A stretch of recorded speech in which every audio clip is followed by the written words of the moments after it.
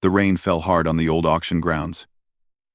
Park Tae-ho stood at the back of the small crowd, his jacket soaked through. He had no umbrella. He had no money for an umbrella. 3 months ago, he lost his job at the aerospace company. 2 months ago, his landlord started calling every day. 1 month ago, he stopped answering. Tae-ho was 34 years old. He had spent 12 years designing aircraft parts. He was good at his work. But the company said they needed to cut costs. They thanked him for his service and showed him the door. Now he stood in the mud, watching old men bid on broken tractors and rusty trucks. The auction was held in a field outside Gyeonggi Province. The government was selling things it no longer wanted. Military vehicles from the old days. Farming equipment left behind by people who moved to the cities, buildings that nobody cared about anymore. Tae-ho came here with a simple plan. Buy something cheap. Fix it. Sell it for more. It was not a great plan. But it was the only plan he had. The auctioneer was an elderly woman named Gong Yuna. She had white hair tied back in a neat bun. Her voice was strong for her age. She moved through the items quickly. A truck sold for $300. A pile of old tires sold for $50. A broken generator sold for $20. Tae-ho watched but did not bid. Everything cost more than he could afford. He had exactly $47 in his pocket. It was all the money he had in the world.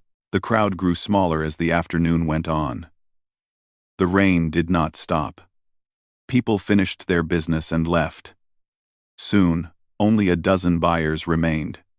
Tae-ho stayed, because he had nowhere else to go.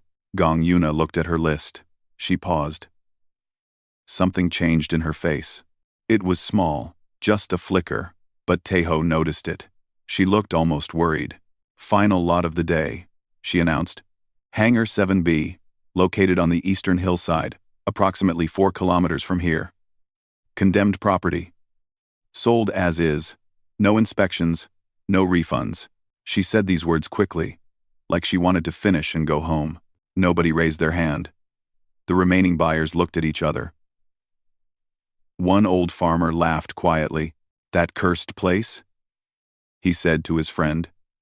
My grandfather warned me about that hangar. Strange lights at night. Sounds that come from nowhere. No thank you, his friend nodded. I heard the military tried to demolish it 3 times. Each time, the equipment broke down. The workers got sick. Bad luck follows that place. Tae-ho listened to their words. He did not believe in curses or bad luck. He believed in science. He believed in things he could see and touch and measure, but something stirred in his memory. His father had been a pilot in the Air Force. Many years ago. Before he died, he used to tell Tae-ho stories. Most of them were normal stories about flying and training. But once, late at night, his father told him about a hangar that hummed. A building that seemed alive. A place the officers told everyone to forget. Tae-ho never knew if the story was true. His father liked to tell tales. But standing here now, hearing about Hangar 7B, he felt something pull at his chest. Starting bid is $100, Gong Yuna said. Anyone? Silence. $50? More silence. The rain continued to fall. Gong Yuna sighed. She looked at her assistant. A young man with glasses. He shook his head slightly. Very well, she said. If there are no bids, I will close this lot and $5. The words came out before Tae-ho knew he was speaking. Everyone turned to look at him. The old farmer stared like he had lost his mind. Gong Yuna's eyes found his. She studied him for a long moment. Tae-ho felt like she was looking through him. Into him. Seeing something he could not see himself.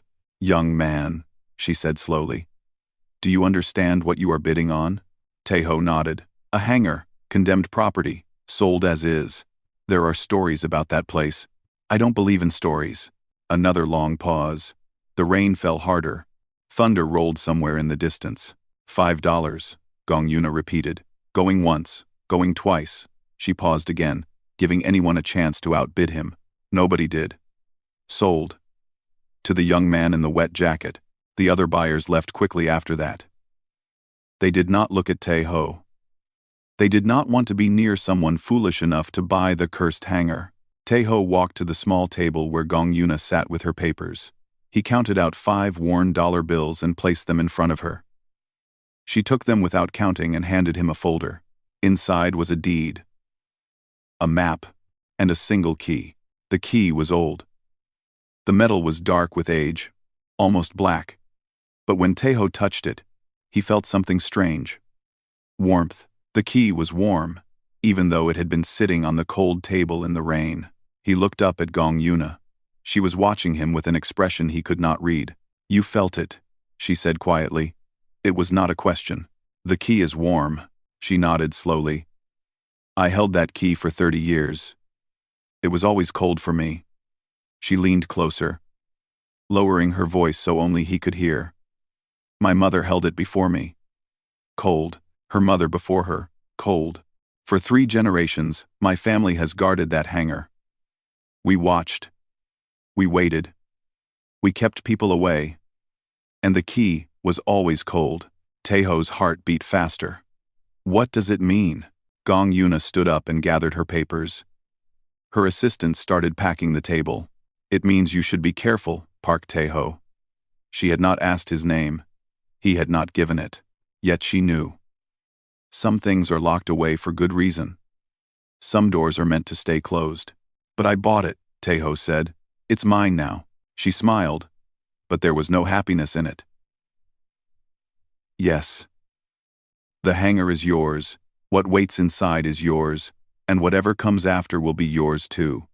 She walked away before he could ask more questions. Her assistant followed with the equipment. In minutes, Tae-ho stood alone in the empty field, holding a folder with a deed, a map, and a warm key. The rain finally stopped. The clouds broke apart, and the late afternoon sun appeared. Tae-ho looked at the map. The hangar was marked with a small X on the eastern hillside. He should go home. He should forget about this. He should sell the deed to someone else and walk away. But he could not stop thinking about his father's story. The hangar that hummed. The building that seemed alive. Tae-ho put the key in his pocket. He could still feel its warmth through the wet fabric of his pants. 3 days. He would give himself 3 days to rest, to prepare, and to gather supplies. Then he would go to Hangar 7B and see what waited inside.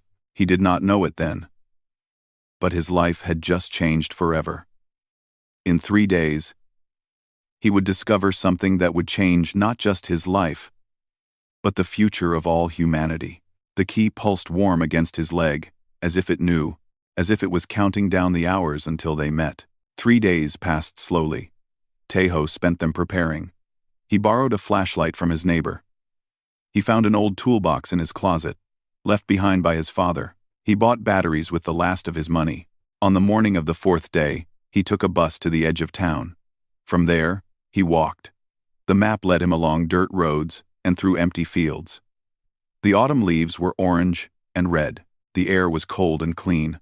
After 2 hours of walking, he saw it. Hangar 7B sat on the side of a low hill. It looked exactly like what it was supposed to be. An old military building, forgotten by time. The walls were made of corroded metal, brown with rust. Weeds grew tall around the base. The roof sagged in the middle. From the outside, it looked like nothing special. Just another abandoned building waiting to fall down. Tae-ho walked up the hill toward it. His footsteps crunched on dead leaves. Birds sang somewhere in the trees. Everything seemed normal. He reached the door. It was a large sliding door, the kind used for aircraft. There was a smaller door built into it for people. The lock was old but clean. No rust on it. Strange. Tae-ho took out the key. It was still warm. Warmer than before. In fact, almost hot now. He put the key in the lock and turned it. The lock clicked open easily, like it had been waiting for him. He pulled the door open. The first thing he noticed was the air. Outside, the morning was cold. But inside the hangar, The air was warm, comfortable, like being inside a heated room in winter. This made no sense. The building had no power, no heating system. It had been abandoned for decades. The second thing he noticed was the smell. Or rather, the lack of smell. Old buildings smell old. They smell like dust and mold and decay. But this hangar smelled like nothing at all. The air was clean, pure, like it had been filtered. The third thing he noticed was the light. Sunlight came through cracks in the walls and roof. It should have lit up a mess of old equipment and debris. Instead, the light fell on something that stopped Tejo's heart. In the center of the hangar sat a ship, not a plane, not a helicopter. A ship unlike anything Tejo had ever seen in his 12 years of working in aerospace. It was black, so black that it seemed to drink the light around it. It was smooth and curved, shaped like a teardrop lying on its side.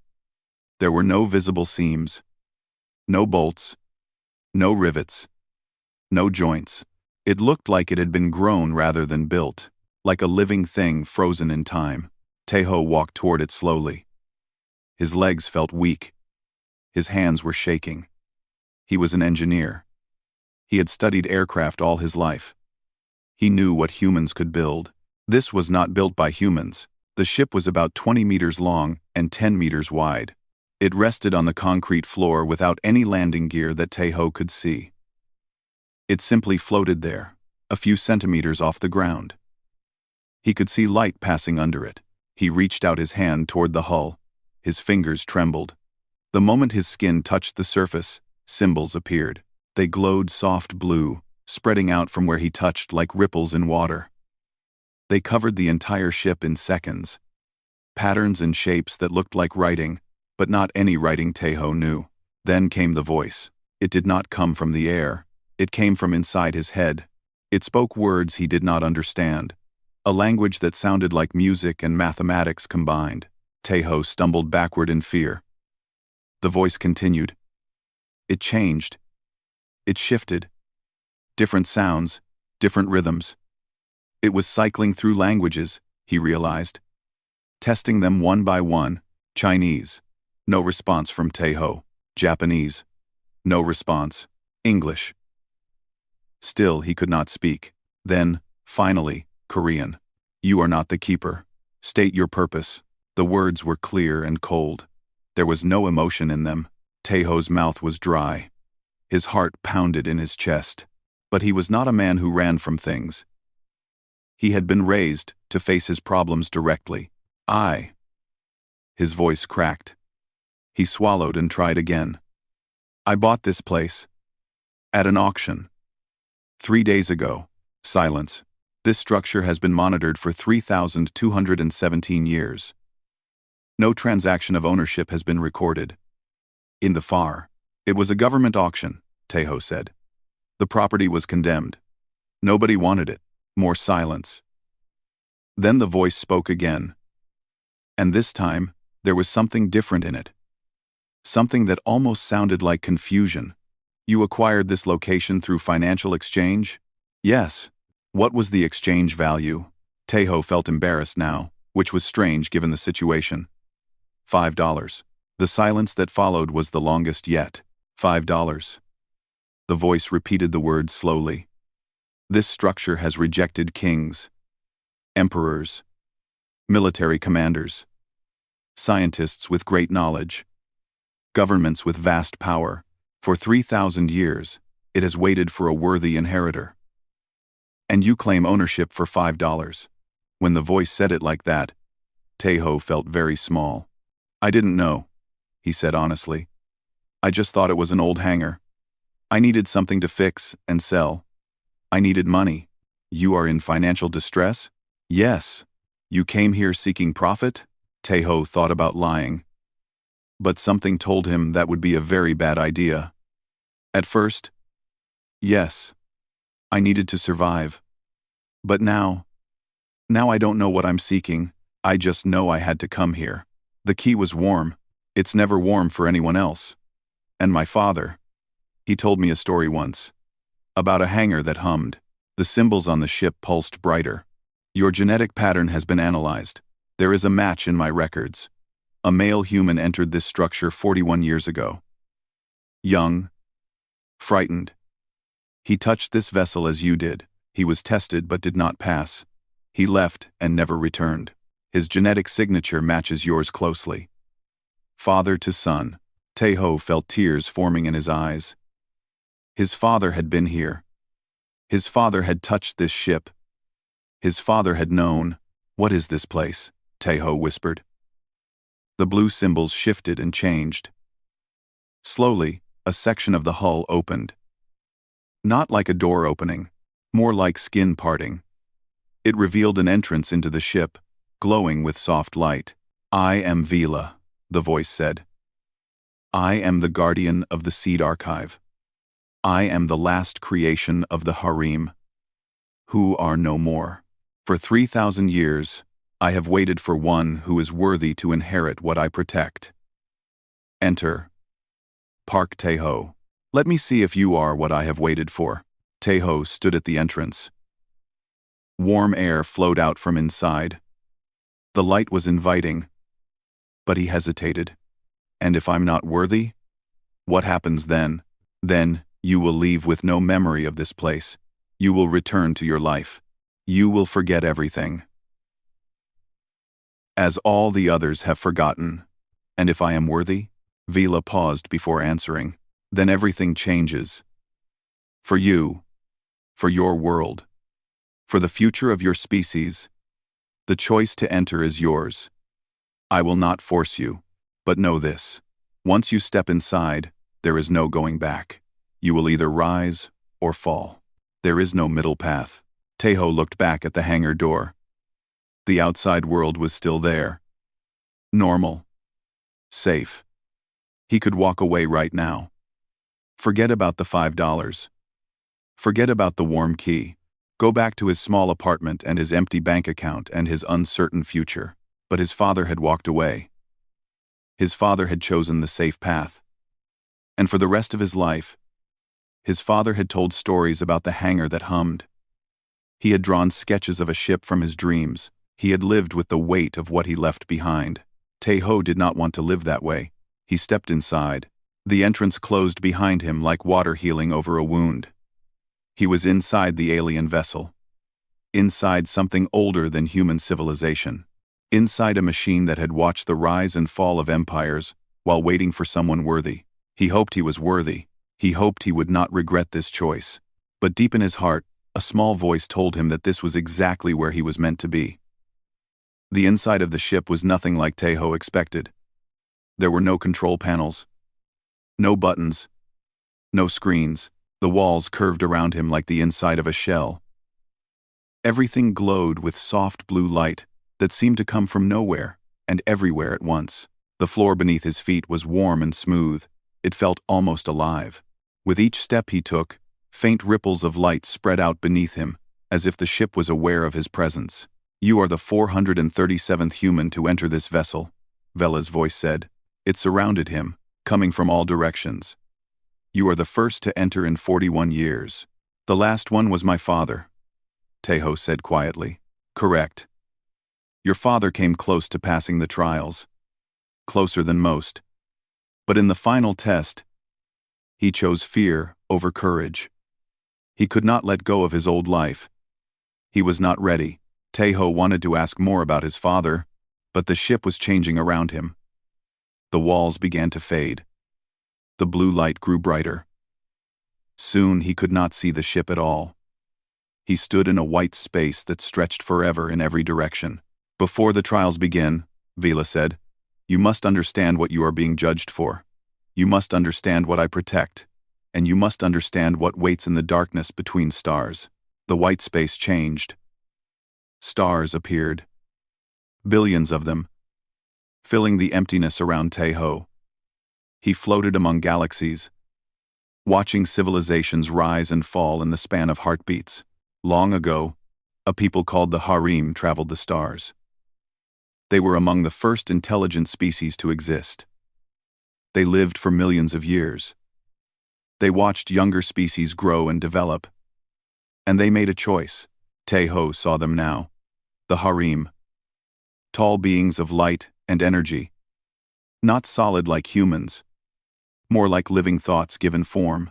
They moved through space without ships, creating beauty wherever they went. The harem decided to help. They planted seeds of life on millions of worlds. They guided evolution.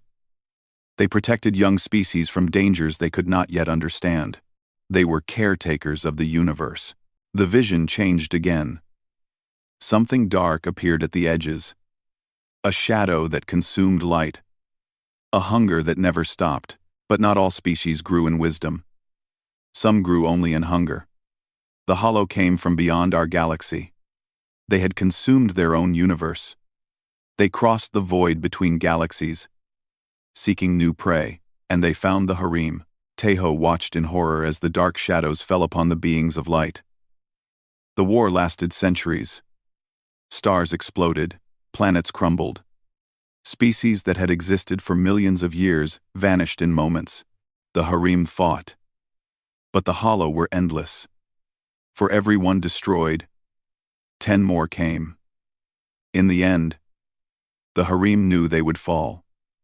So they made one final act of love. They gathered everything they had learned. Every seed.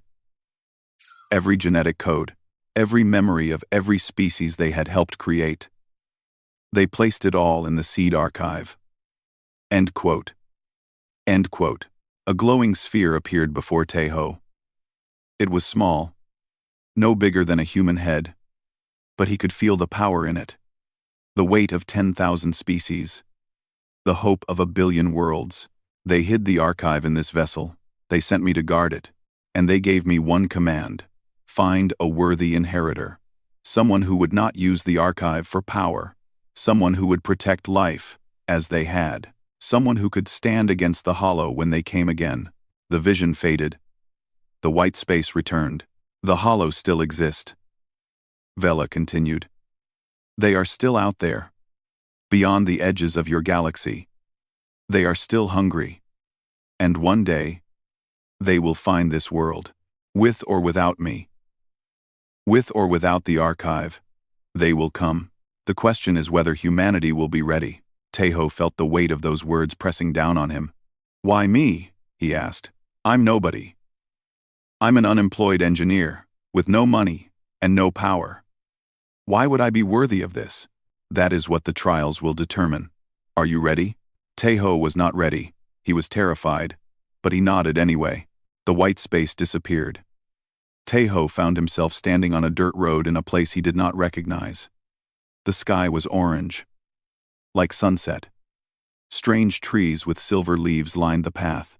In the distance, he heard crying. He followed the sound. Around a bend in the road, he found a child. It was not human. It had gray skin and 3 eyes. Its body was small and weak.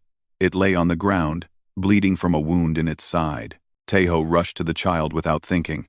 He knelt beside it and looked at the wound. It was deep. The child was dying. Help me, the child said in a voice that somehow Teho could understand. Please. I am scared. Teho looked around. There was no one else. No help coming. He had no medical supplies. No tools. He was just a man on a strange road with a dying alien child. He could walk away. The child was already dying. Nothing he did would change that, but he could not walk away. He tore off his jacket and pressed it against the wound to slow the bleeding. He held the child in his arms and spoke softly, the way his mother used to speak to him when he was sick as a boy. You're not alone, he said. I'm here. I'm not leaving. The child's 3 eyes looked up at him. Fear slowly turned to peace. The small gray hand reached up and touched Teho's face. Thank you, the child whispered. Thank you for staying. The child died in his arms. And then, the vision faded. Teho was back in the white space. Tears ran down his face. He wiped them away with shaking hands. The first trial is complete, Vela said. You chose compassion over self-interest. You stayed with a dying stranger even though you could not save them. Many who came before you walked away. They saw no profit in helping something that was already lost. Before Taeho could respond, the second trial began. He stood in a beautiful room filled with gold and jewels.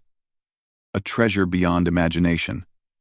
Enough wealth to solve every problem in his life. Enough to never worry about money again. But there was something else in the room. A woman, chained to the wall.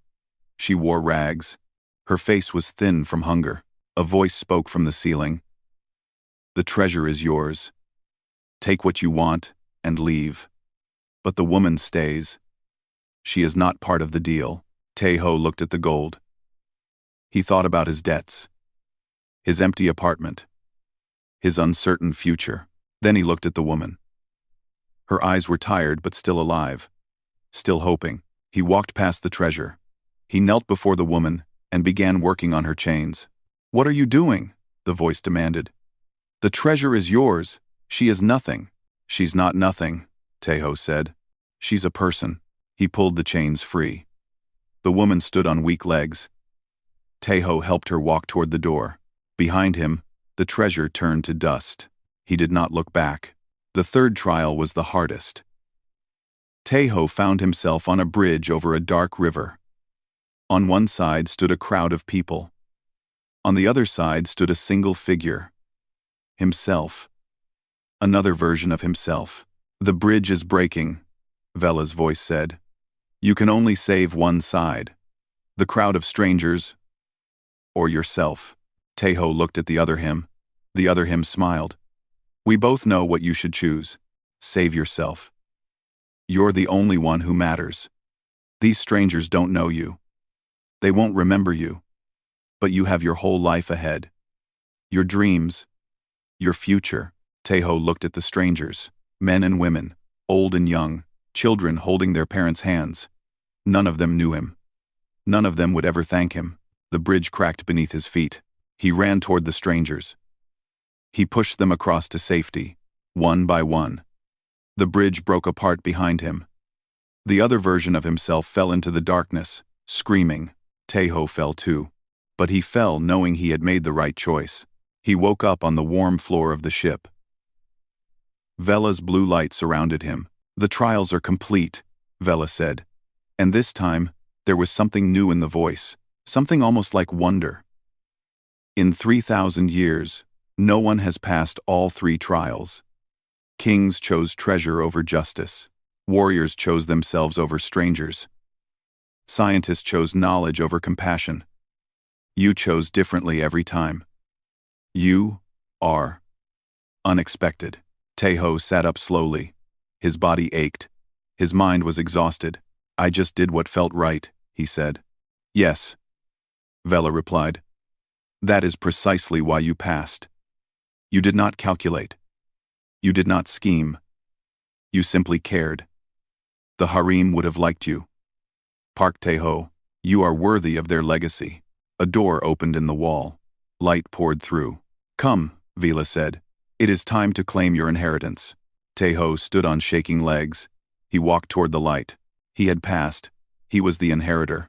And somewhere deep in space, something ancient and hungry turned its attention toward a small planet called Earth. The room beyond the door was different from the rest of the ship. It was dark except for a single point of light in the center. The light came from a small sphere floating in the air, the seed archive. Taeho could feel its power from across the room. It was warm, like the key had been. But this warmth was deeper. It reached into his bones, into his soul. "This is what I have protected for 3,000 years, Vela said. "The genetic memory of 10,000 species. The knowledge of civilizations that rose and fell before humans learned to make fire. The hope of the harem for the future of all life in the universe." Taeho walked closer. The archive pulsed with soft light, almost like a heartbeat. "What do I do with it?" he asked. "That is your choice to make. But I must warn you, inheritor. The moment you touch the archive, this vessel will awaken. It will send a signal across the stars. The Hollow will hear it. They will know the archive has been claimed, and they will come." Taeho's hand stopped halfway to the sphere. "They will come here? To Earth?" "Yes, not immediately. The distance is vast. But they will come. Perhaps in months. Perhaps in years. But they will come. This is the burden of inheritance.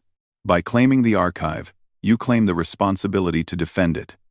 And to defend your world. Taeho pulled his hand back. He stood there, staring at the glowing sphere, feeling the weight of the decision pressing down on him. "Can I have time?" he asked. "Time to think? You may have as much time as you need. I have waited 3,000 years. I can wait longer." Taeho left the ship that night. He walked down the hill from Hangar 7B, in the darkness. His mind was full of questions. His heart was full of fear. The next morning, he took a bus to his mother's house. Bae Sua was 62 years old. She had been alone since Taeho's father died 10 years ago. She lived in a small house with a garden full of vegetables. She was happy there. Simple, content. When she saw her son at the door, her face lit up with surprise and joy. "Taeho, why didn't you tell me you were coming? I would have made food." "It's okay, Mom. I just wanted to see you." They sat in her kitchen and drank tea. Sua talked about her garden, about the neighbor's dog, about the news on television. Normal things. Small things. Taeho listened and smiled. He watched his mother's hands as she poured the tea, wrinkled and worn from years of hard work. "Beautiful. You seem different today," Sua said after a while. "Is something wrong?" "No," Taeho lied. "I just missed you." His mother studied his face. She knew him too well to believe him completely. But she did not push. Later, Taeho's younger sister arrived. Park Nari was 28. She worked as a nurse at the hospital in town. She was kind and smart, and always tired from working too many hours. "Big brother," she hugged him tightly. "What are you doing here? Did you finally get a job?" "Still looking," Taeho said. The three of them had dinner together. They laughed and talked and shared stories. For a few hours, Taeho forgot about the ship, and the archive, and the darkness coming from the stars.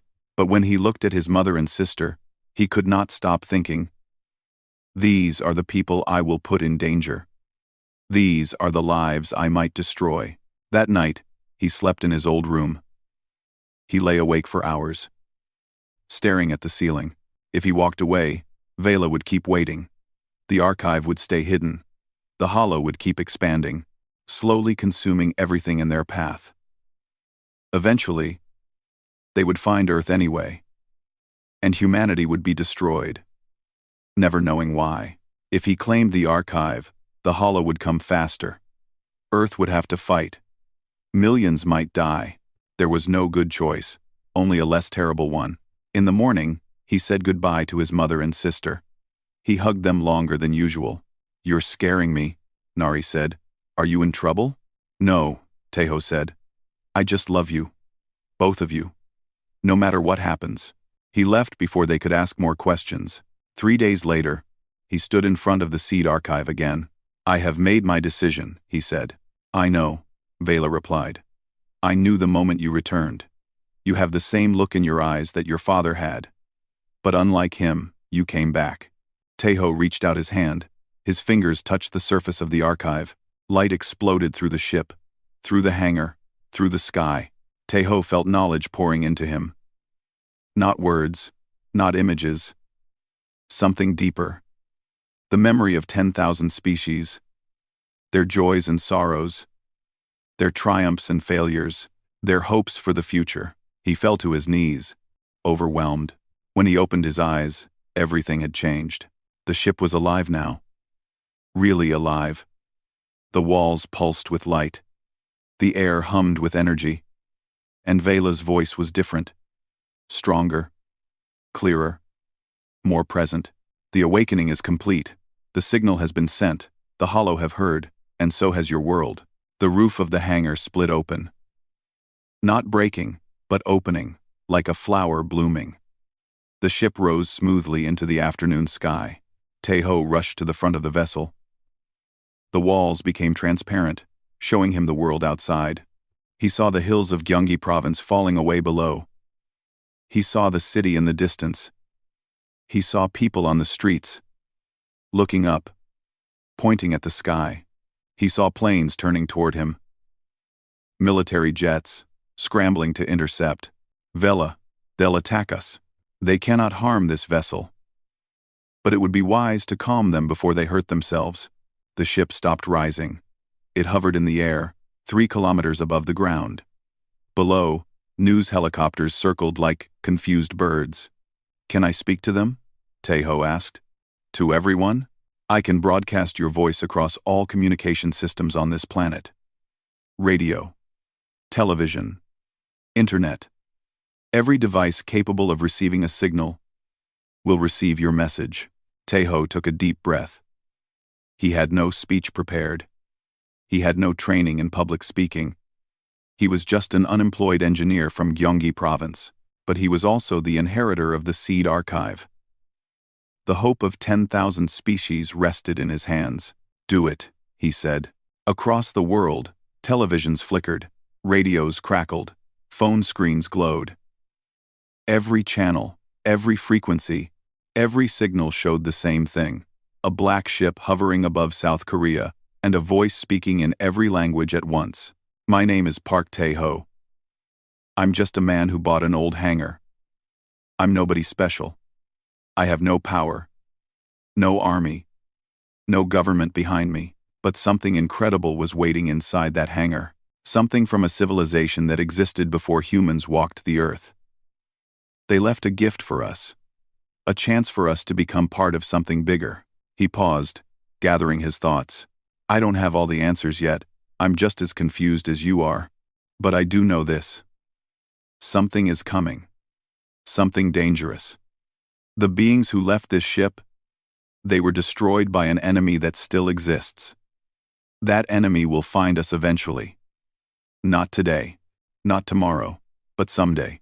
In homes and offices and streets across the world, people listened. "I'm not asking you to follow me. I'm not asking you to trust me. I'm just asking you to believe that we can face this together. Humanity doesn't run. We never have. When things get hard, we don't give up. We fight. We survive. We protect each other." He thought of his mother in her garden, his sister at the hospital, the billions of people who had no idea their lives had just changed forever. "Whatever's coming, we'll face it together. I promise you that."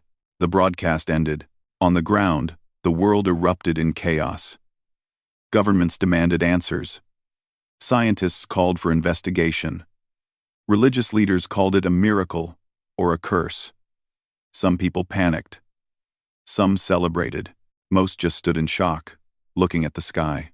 But somewhere in that chaos, a young military officer named Kang Woo-jin watched the broadcast with different eyes.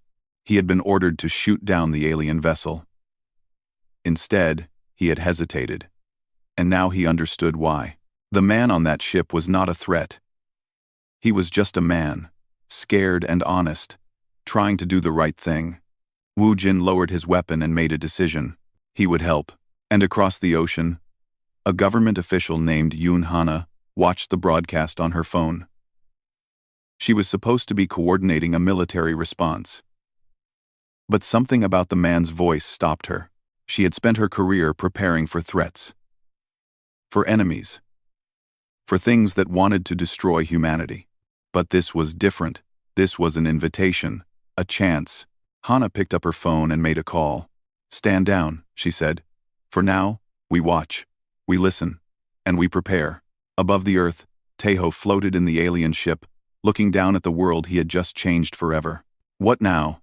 he asked Vela. "Now we wait. We prepare. And we hope that humanity is as brave as you believe them to be." Tejo nodded. He was not sure if he believed his own words. He was not sure if humanity could unite against a threat they did not yet understand. But he had to try. That was all anyone could do. Try, and hope, and never give up. 3 months passed. The world did not end. It changed, but it did not end. Vela hung in orbit above Earth, a dark teardrop visible in the night sky. People looked up and saw it. Some feared it. Some worshipped it. Most just learned to accept it, the way humans always accept new things eventually. Tejo had become the most famous person on Earth. But he did not feel famous. He felt tired.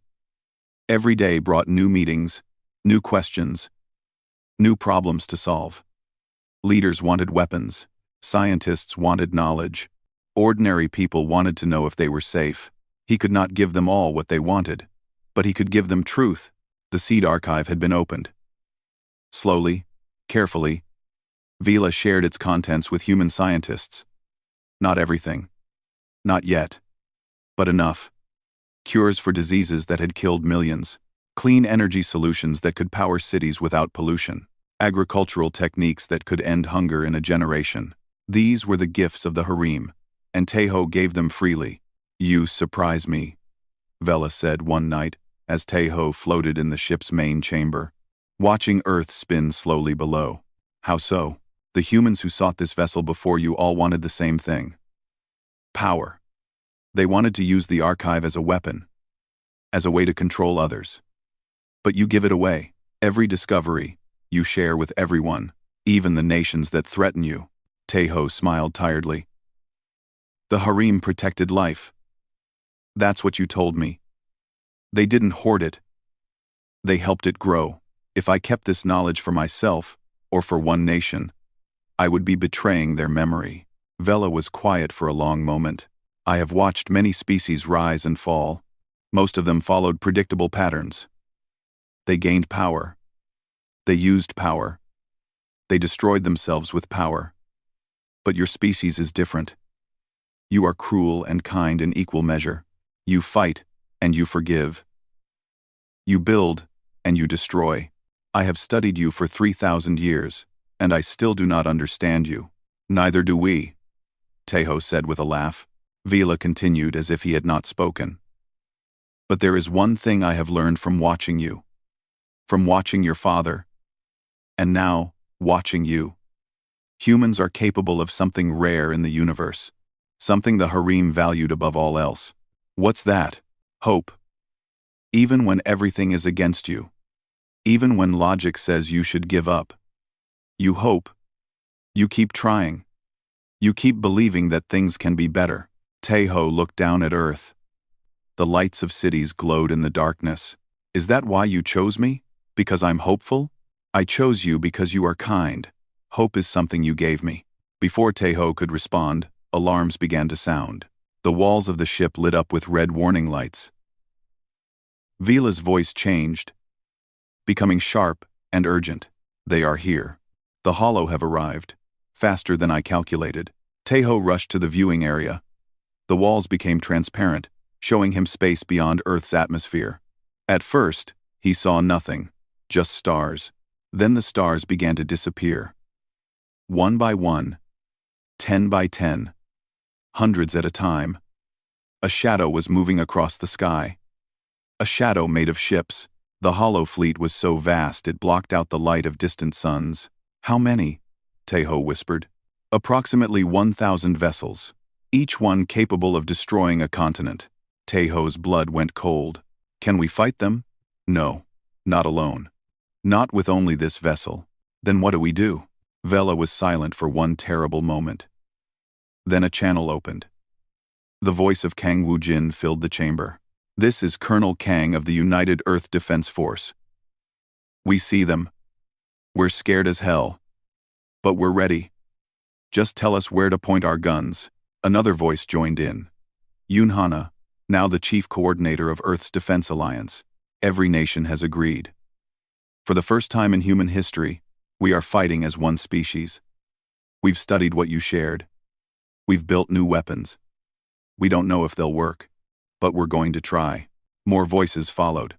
Military commanders from every continent. Scientists who had worked for months without sleep. Ordinary volunteers who had stepped up to help in any way they could. Earth was not hiding. Earth was not surrendering. Earth was fighting back. The Hollow fleet stopped at the edge of the solar system. A message broadcast across every frequency. "This is the Hollow Collective. You possess what belongs to us.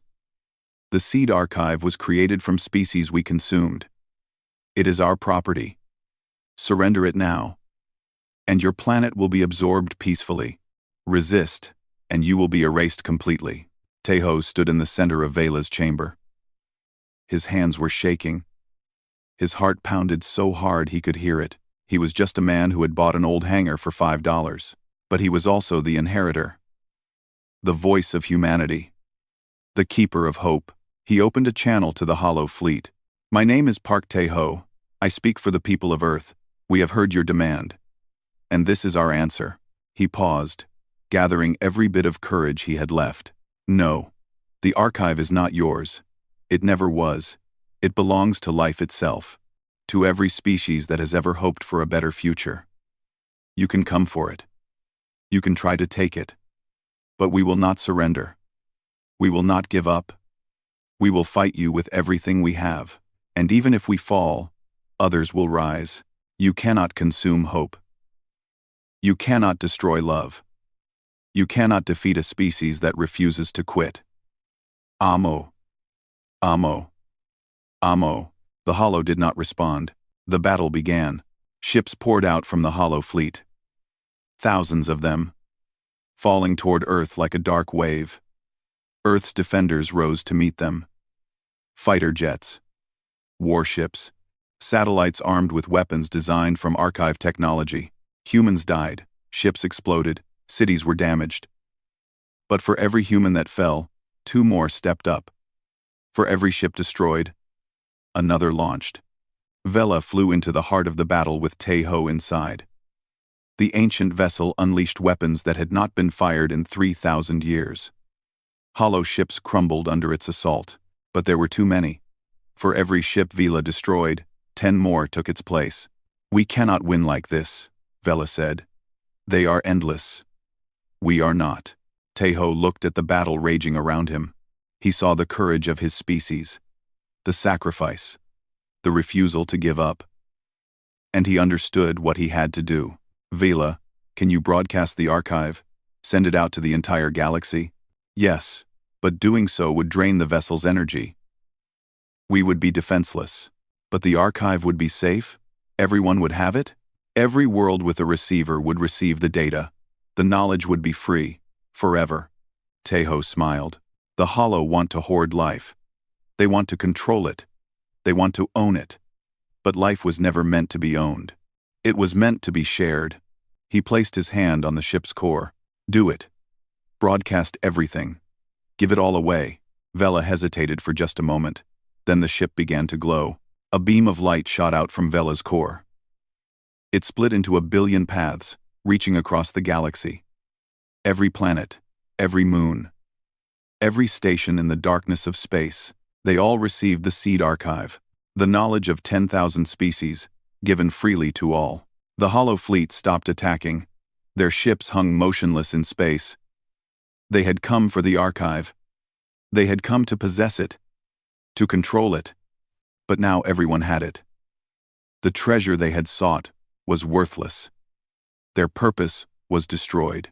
Without a word, the Hollow turned and began to retreat. They had lost nothing in battle. But they had lost everything that mattered.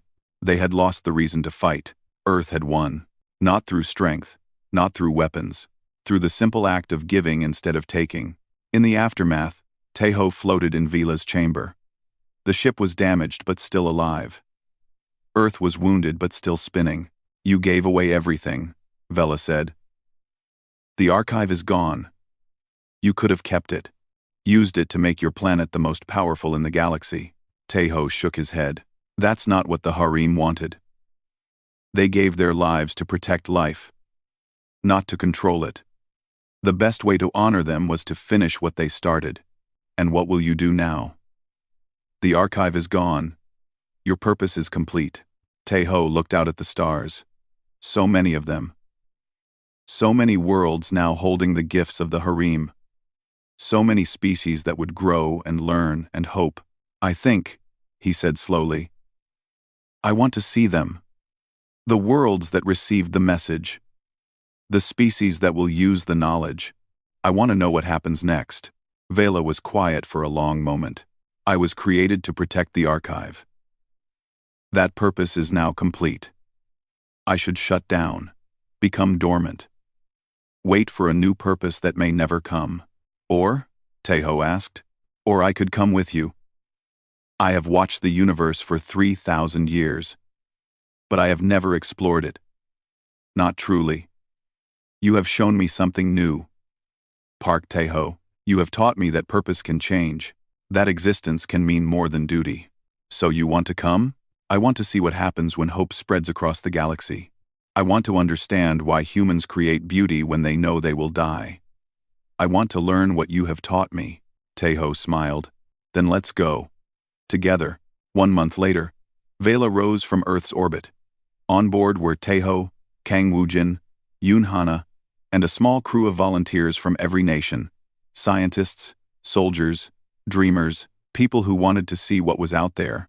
Below, billions of humans watched the ship climb into the sky. Tae-ho's mother and sister stood in the garden of the small house in Gyeonggi Province. Nari cried.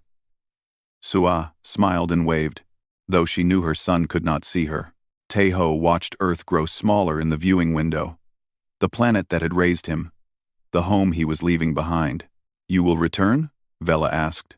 Someday, Tae-ho said. When there are stories to tell. The ship turned toward the stars. The universe waited, and humanity, for the first time in its history, reached out to meet it. Not as conquerors, not as rulers, but as friends. Because that was what humans did best. They hoped, they loved, and they never, ever gave up.